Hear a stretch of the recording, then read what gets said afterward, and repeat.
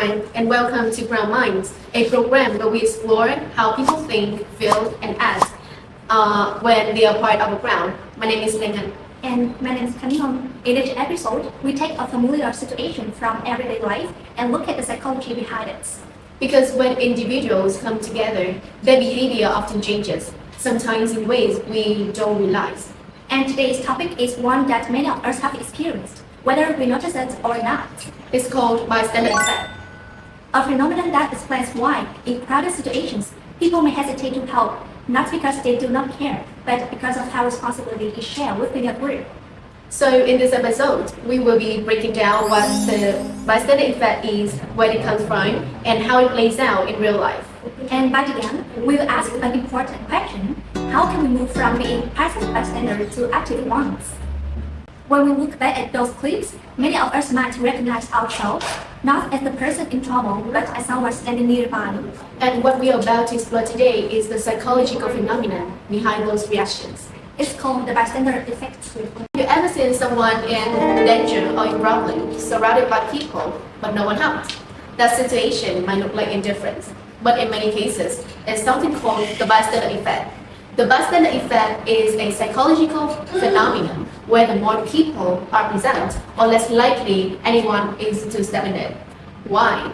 Because responsibility gets spread out. Everyone thinks someone else will do it. No. And in the end, no one does. First studied in 1968, this effect shows that silence doesn't always mean that people don't care. Often it's hesitation, fear of doing, or doing wrong thing, or standing out. You know what? Understanding the bystander effect is the first step toward change. It helps us become active bystanders, people who choose to speak up, step forward, and take action. So where did the bystander effect come from, and why was it studied? This phenomenon gained public attention after a real-life case in the United States in 1964, when a woman was attacked over an extended period, while many witnesses failed to intervene. This incident raised a critical question for psychologists. Why do people hesitate to help, even when they know something is wrong? In 1968, psychologists John Daly and Bill Watanabe formally studied the phenomenon and concluded that people are not necessarily uncaring. They are influenced by crowd dynamics and diffuse responsibility. Studying the bystander effect helps us better understanding human behavior in emergencies, and more importantly, how to encourage individuals to act sooner instead of waiting for others. But does the bystander effect still exist in today's society? And more particularly, how does it actually influence people's decisions in real-life situations? To find out, we decided to observe how people respond when they are placed in different crowd settings. So the question is, when someone is clearly struggling in public, why do so many people still hesitate to step in? Is it lack of empathy? Or is it something different happening when responsibility is shared among a crowd? To explore this, we designed a series of small, controlled simulations based on real-life situations. All of them take place in the same environment, but with one key difference each time. Let's see how long it actually takes for someone to help. And what changes when the crowd changes. Let's take a look. Hello and welcome. I'm Hanh, your field reporter. Today we are here at Hanh Mall, an ideal place to set the bystander effect. Our focus is on three. A student will be with difficulty in the crowd. Let's observe how long it takes for this stranger to step out of the crowd and offer her help. Please stay tuned for the result. Thank you.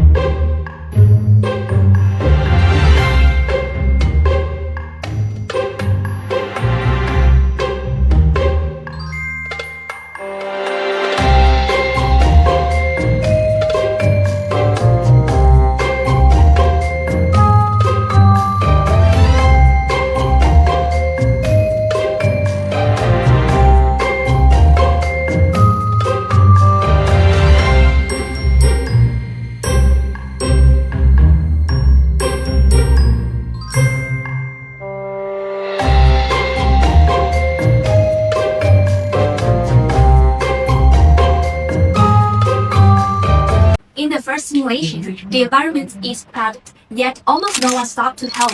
At first, this behavior may look like indifference, but psychologically, it reflects a phenomenon known as diffusion of responsibility. In a crowd, responsibility does not disappear. Instead, it is divided among everyone present, making each individual feel less personal and accountable to acts. This leads to the first theoretical explanation, social influence. In uncertain situations, people often look to others to decide how to behave. When no one around reacts, that collective inaction sends a strong social signal that nothing is wrong and that no intervention is necessary. Over time, the silence becomes normalized, and working that past becomes the accepted response. The second explanation is what we describe as linear activity. In busy public spaces, people tend to move on autopilot, focus on their routines, destinations, and tasks. Even when they visually notice the person in need, they may fail to cognitively register the situation as urgent or requiring action. Together, these mechanisms help explain why most people simply work tasks in crowded environments, not because they do not care, but because the presence of a crowd subtly shapes their behavior.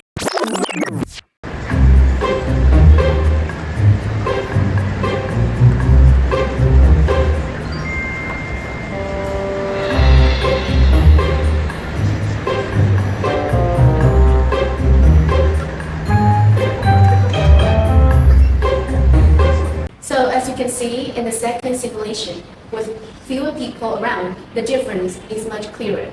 Help comes faster because responsibility is no longer spread out. When there are fewer bystanders, each person feels more responsible for what is happening. Instead of thinking, someone else will help, people feel that they should act. This makes the situation easier to understand. Helping no longer feels optional, it feels necessary.